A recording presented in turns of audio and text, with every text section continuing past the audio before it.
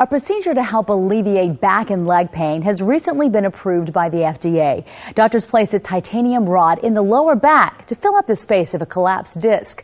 We went into the operating room with Dr. Saqib Siddiqui at University General Hospital to find out what it's all about. Here's a behind-the-scenes look at all the medical tools and the surgery.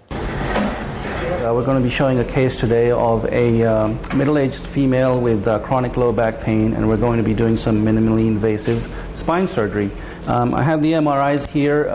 Basically, you can see that these are the lumbar discs on the MRI, and here at the lowest disc you can see there's really a great deal loss of height.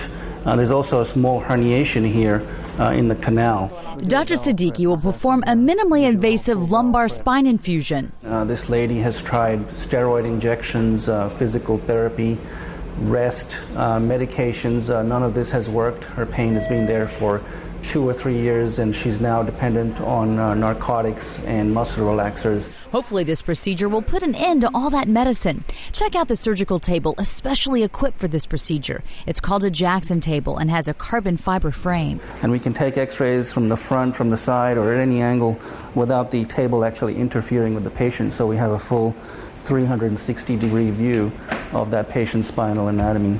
This helps Dr. Siddiqui view the dozens of x-rays taken throughout surgery.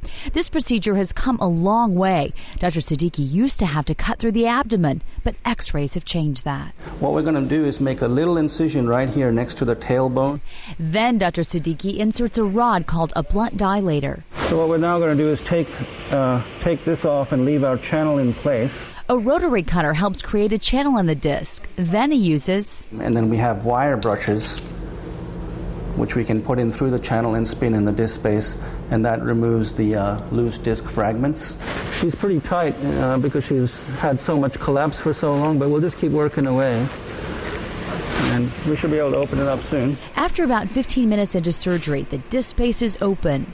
And at this stage, we can insert some bone graft putty material and then continue drilling into the L5 disc. And then eventually what we're going to do is insert this, which is the axial rod, which holds things in place until the body can fuse itself. As the final result will be what you see here, where the rod is in the L5-S1 disc space.